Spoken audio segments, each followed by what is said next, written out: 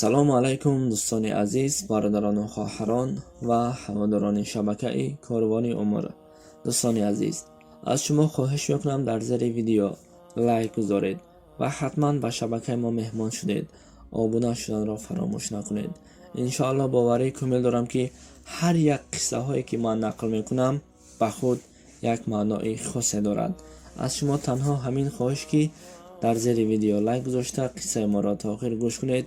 иншоалло ба фоидаи мо ва шумо ҳаст. дӯстони азиз, касоне ки дар Федератсияи Русия ҳастанд мехоҳанд регистратсия кунанд, ба шумо нафареро пешниҳод мекунам ки ба талабот ҷавобгӯ ҳаст, зеро бисёре регистратсияҳо айни ҳол дар вақти гирифтани патент тоза набаромада истодааст. шумо ба рақамҳои дар рӯи экран буда занг зада аз номи шабакаи мо Корвони Умр гап занед. бо шумо бо нархи қулай дар тӯли 3 максимум 4 рӯз дастрас карда медиҳад.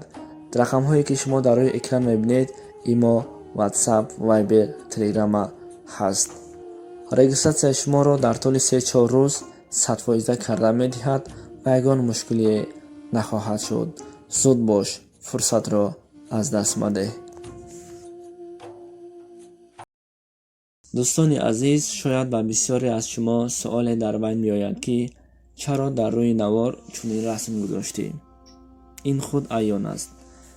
ман дар саҳифаҳои иҷтимоӣ як қиссаеро хондам ки хеле қиссаи ҷолиб буд ва қиссаи ҳаёти як марди фақир ва ҳатман инро хостам баҳри шумо бирасонам ва хеле маънои хубе дорад. хуб, то охир гӯш мекунем.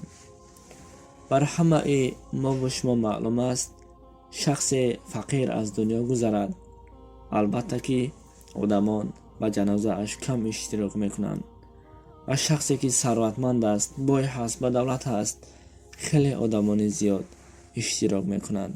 мақсади ин навори ман таҳдиди ба одамони сарватманди бой нест. худованд бар ҳар яки инсонҳо диҳад, аммо ин як қиссаи холисона ҳасту халос. мегӯянд як марди хеле фақир буд, 2 фарзанд дошт ва дар хона ғайр аз 2 гов дигар чизе надошт. ва ин мард бемор мешавад. фарзандонаш ки дигар чизе надоштанд, як гови наринаро мефурӯшад то барои саломатии падар истифода баранд. ҳамин хел дар хона як гови нарина мемонад. ҳоли падари ин фарзандҳо хеле валбин мешавад ва боз барояшон маблағ лозим мешавад. бародараш мегӯяд: бародар, биё ин говро ҳам фурӯшем, то ин ки падарамонро наҷот диҳем. ва ин писар ки фикру хаёлаш ҳамеша дар чизи дунё буд, мегӯяд: не, падарамон бе ин ҳам умри дароз надорад. барои оне ки саломатиаш вазмин аст, рӯзе ин дунёро тарк мекунад. агар мо ин говро фурӯхтем ва падарамон аз дунё гузашт, дигар барои мо барои зиндагиро пеш бурдан чизе лозим мешавад, то ин ки хайр кунем, то ин ки дар ҳаққаш нон кунем.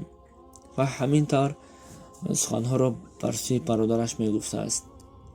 аз байн муддате нагузашта падар аз дунё мегузарад ва ҳама фикру хаёл барои гузаштани падар ва барои меҳмонҳо омадаvu рафтан мешаванду инҳо ҳамон говро ҳам фаромӯш мекарданд. ва аз байн 3 рӯз мегузарад ва ин гов аз гуруснагӣ ва аз ташнагӣ ҳамон хоке ки дар замин мешавад ӯро мелесидааст ва дар гӯлияш пур мешавад. ва ин гов ҳам аз ташнагиву аз гуруснагӣ мемирад. ва ин ҷавон ҳам бошад барои хабар гирифтан ва чизе бурдан ба назди гов вақте оғилхона дохил мешавад, ки мебинад ҳамон гови нарина ҳам ҳаром мурдааст. ва меояду ба бародараш мегӯяд: бародар, ҳамон говеро ки ту ба хотири падар нафурӯхтиву ба хотири даъвои падар истифода набурдӣ, алакай ҳаром мурдааст. бинед ки дӯстони азиз, дар зиндагӣ чунин фарзандҳо ҳам ҳастанд ки ба хотири молу мулк, ба хотири чизи дунявӣ ҳатто аз падару модар рӯй мегардонанд. ва ин қисса воқеӣ ҳаст ва дар сомонаҳои иҷтимоӣ гирифта бар шумо нақл кардем.